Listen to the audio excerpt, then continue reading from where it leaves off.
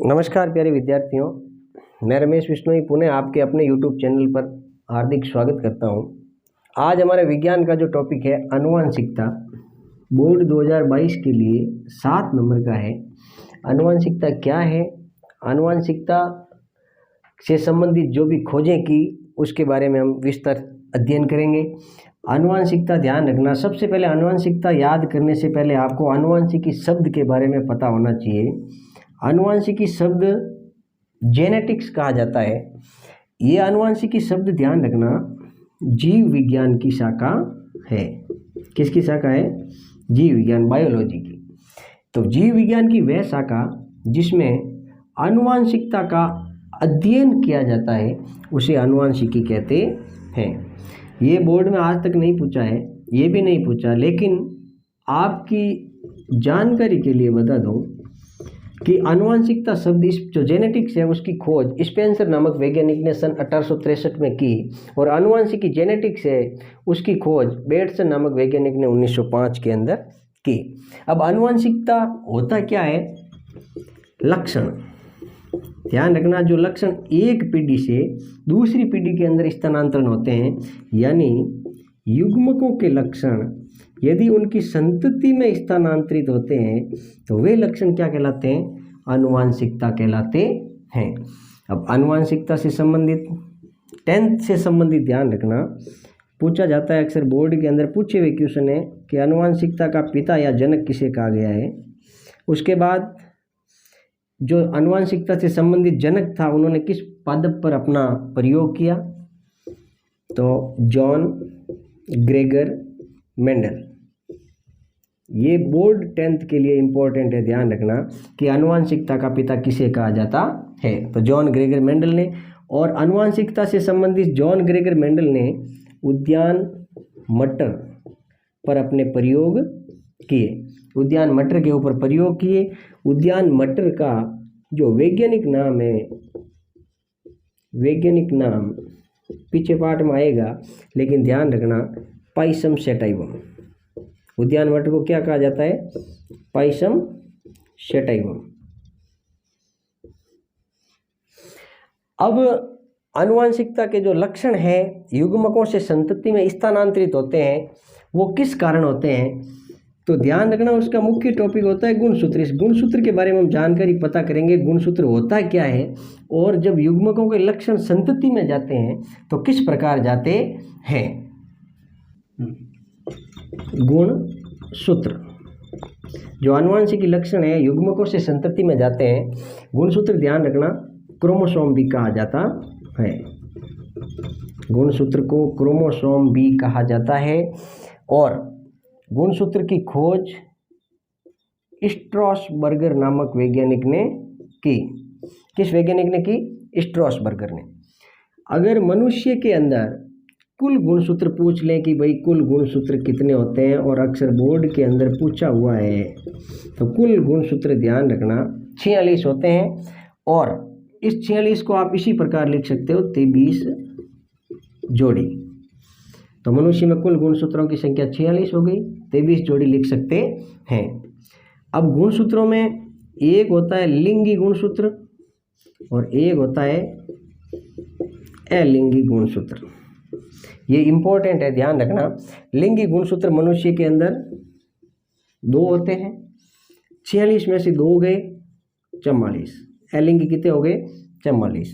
अब लिंगी में कौन कौन से होते हैं देखना, एक होता है नर मानव और एक होता है मादा।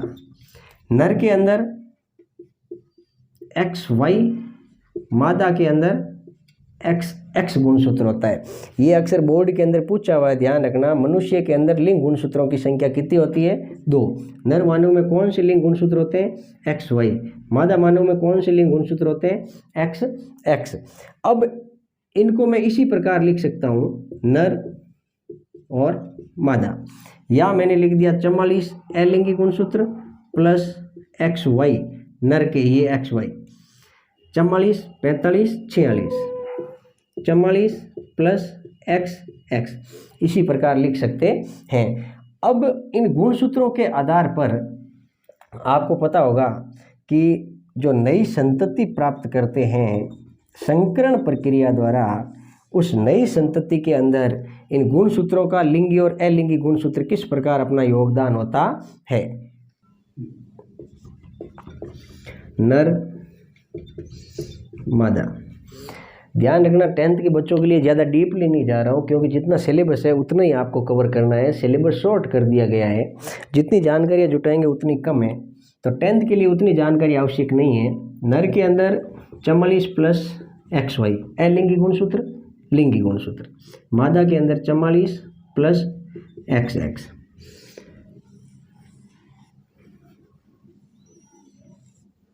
अब इनको मैंने 2 भागों में बांटा। ये ध्यान रखना, अगर आप बांटना सीख गए 10th के बच्चे, तो जो मेंडल के नियम पढ़ेंगे, 3 नियम दिए हुए हैं, उनके ऊपर आपको आसानी रहेगी। 44 का आधा कितना होता है 22 प्लस इन दोनों में से एक मैंने इस कोष्टक में लिख दिया, तो 22 प्लस X हो गया। पीछे बचा हमारा 22 प्लस Y। इसमें भी 22 प्लस X और एक हो गया 22 प्लस X। यहाँ तक कोई दिक्कत नहीं है। अब 10th के बच्चों के लिए ध्यान रखना, बोर्ड में लिखने की आवश्यकता नहीं है, आपको कहीं लिखा हुआ नहीं मिलेगा। समझा देता हूँ। ये स्थिति फर्स्ट है, ये सेकंड है, ये थर्ड और ये फोर्थ। मिलाने के लिए आपके लिए उचित रहेगा फर्स्ट फर्स्ट, सेकंड सेकंड, इनको मिला देंगे हम थर्ड फोर्थ, थर्ड फोर्थ। ये केवल आपके लिए जानकारी है, बोर्ड में आपको ये नहीं लिखना है फर्स्ट फर्स्ट सेकंड सेकंड क्या होता है, ये भी ध्यान रखना। अभी इसको साफ कर देंगे हम। अब नंबर 1 में मिलाऊंगा, पहली स्थिति को किससे मिलाएंगे, तीसरी से। ये यहाँ कारगर साबित होगा। ये पहली स्थिति है, लाइन सीधी खींचना, तीसरी स्थिति को मैंने मिला दिया, तो 22 और 22 कितने हो गए 44।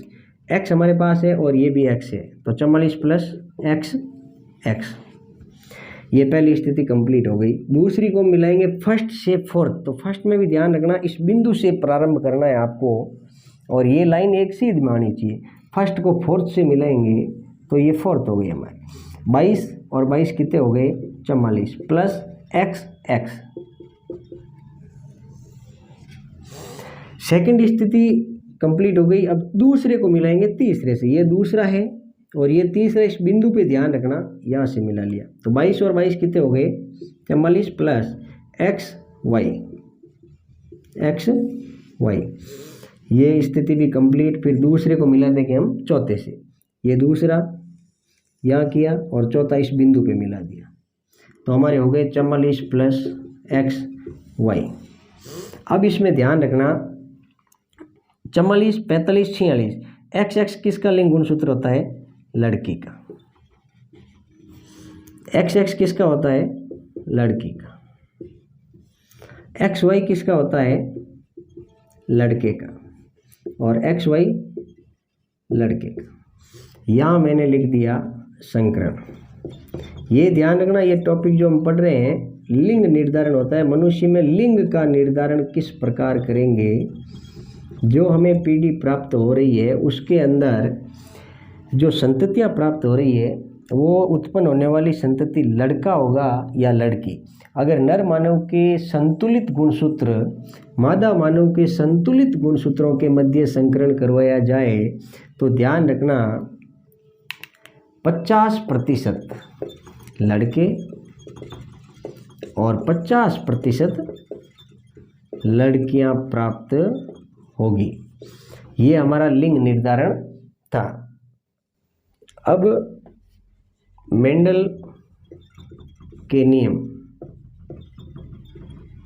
पहले के वीडियोज में ध्यान रखना जो डिलीट किए थे उसके अंदर डीपली से आपको गहनता के साथ अध्ययन करवाया गया था, जो कंपटीशन एग्जाम में भी काम आते थे। इस बार केवल 2022 का सिलेबस लेकर आपके सामने हाजिर हुआ हूँ। मेंडल ने जो नियम दिए थे उनको ध्यान रखना, मेंडलवाद कहा गया है। क्या कहा गया है, मेंडलवाद। मेंडल ने आनुवंशिकता से संबंधित 3 नियम दिए। कितने नियम, 3। पहला नियम था हमारा प्रभाविकता का नियम। प्रभाविकता का नियम।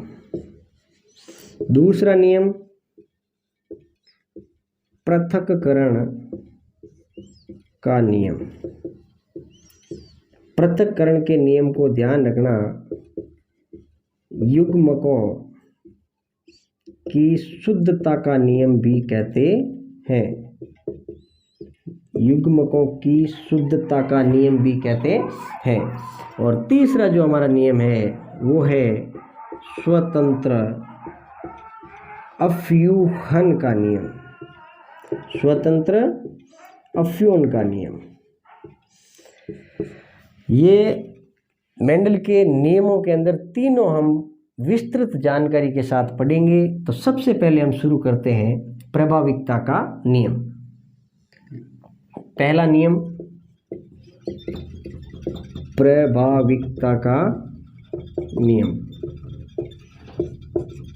प्रभाविकता के नियम में ज़्यादा कुछ जानकारी नहीं, आप ये ध्यान रखना केवल लक्षणों की वंशागति के बारे में बताया गया है कि लक्षण किस प्रकार अपनी अभिव्यक्ति करते हैं। एक लक्षण होते हैं, ध्यान रखना, प्रभावी लक्षण, और दूसरे होते हैं अप्रभावी लक्षण। इससे पहले 1 नंबर का क्वेश्चन 10th क्लास में कई बार पूछा हुआ है कि यह नियम किस सिद्धांत पर आधारित है।